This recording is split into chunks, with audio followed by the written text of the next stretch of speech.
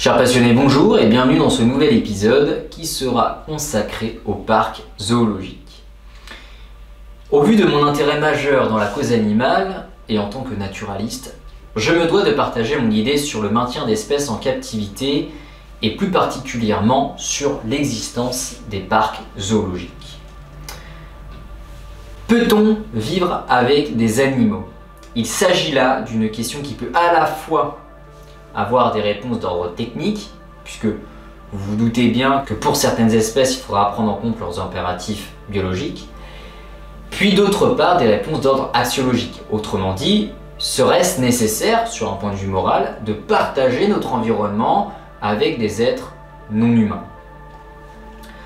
De toute évidence, nous partageons les biotopes avec une multitude d'individus dont pour la plupart nous ignorons leur nom. Il s'agit là de la sphère naturelle, mais qu'en est-il de notre sphère culturelle? Ces cadres de vie dans lesquels nous avons une multitude de normes et dont nous avons pour la majorité classé les êtres vivants par considération morale.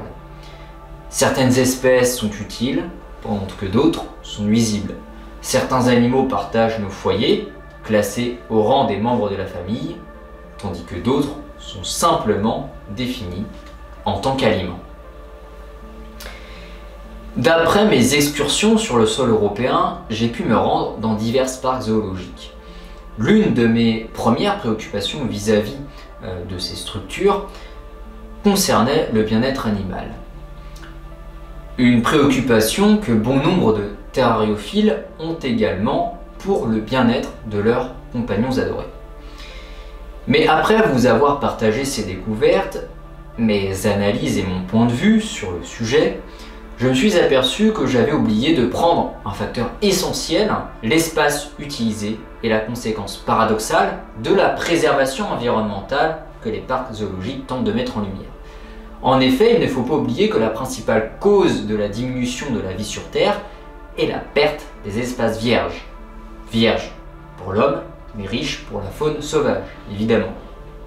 La construction d'un parc zoologique de plusieurs hectares au service de quelques espèces protégées et d'animaux exotiques provoque la diminution des espaces de vie de la faune locale, ce qui bien entendu met à mal l'écosystème tout entier.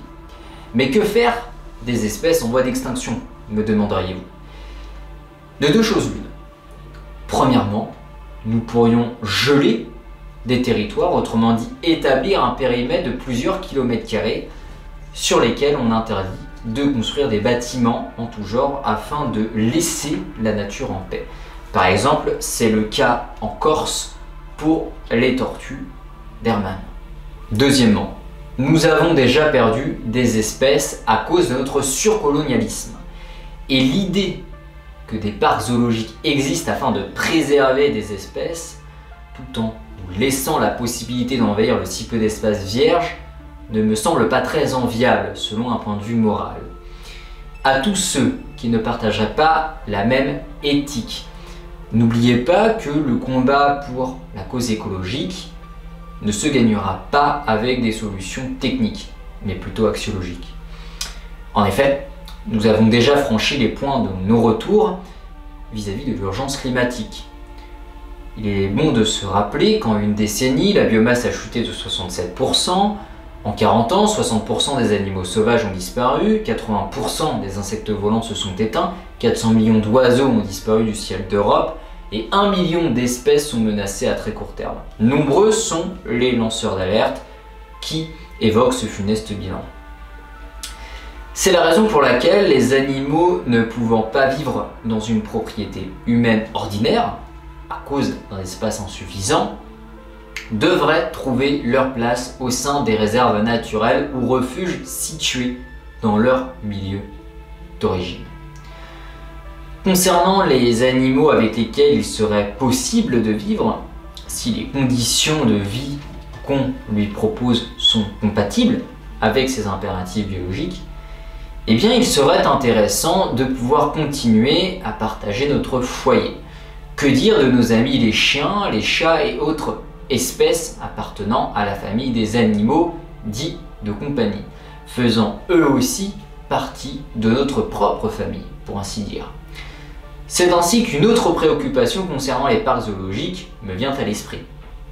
Le respect animal que propose ce genre de structure, notamment vis-à-vis des besoins biologiques des habitants non humains, ne concerne peut-être pas l'abolition de la pyramide animale que l'homme a lui-même établie dans sa culture.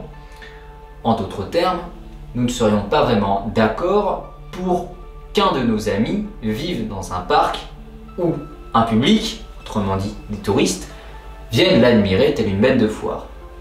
Nous préférerions certainement l'héberger chez nous quelques nuits et le respecter autant qu'un membre de la famille. Certes, dans le cadre de la captivité, les animaux sont enfermés, mais comme nous tous, si j'ose dire. Tous les animaux de cette planète sont enfermés dans un biotope avec des limites définies, où le passage de ces frontières risque d'entraîner la mort du sujet suite aux conditions climatiques et environnementales inhospitalières. À la différence des espèces issues de la faune sauvage, les animaux issus de l'élevage demeurent dans un biotope plus ou moins naturel en fonction de son propriétaire, avec des limites plus restreintes. Il n'en demeure pas moins que le bien-être animal soit pris en considération, dans la mesure où les impératifs biologiques de l'espèce sont respectés. Évidemment. Pourquoi cohabiter avec des animaux non humains en dehors de la sphère naturelle? Comme vous le savez, nous, humains, avons quitté la sphère naturelle pour tendre dans l'artificiel. Les modes de vie naturels sont devenus des modes culturels. Une place qui a bien des conséquences sur le point de vue écologique, mais qui néanmoins nous offre bien des privilèges. La santé, le confort, la liberté, entre guillemets, une ascension inédite dans le monde du règne animal. Alors pourquoi ne pas être accompagné par des individus non humains et de partager nos privilèges de vie avec eux? De pouvoir cohabiter dans une réalité où l'amour et l'intérêt pour l'homme et la bête ont élu domicile, où des individus humains et non humains coexistent dans une sphère culturelle prenant ainsi une dimension symbolique. Il est impératif de ne pas faire d'amalgame entre la pratique de la terrariophilie et l'existence des parcs zoologiques. Certes, dans les deux cas, nous maintenons des espèces en captivité.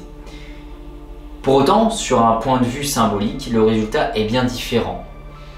Prenez l'exemple de la prison. Vous pourriez me dire qu'un prisonnier de guerre et un prisonnier dans une société stable sont tous deux des prisonniers.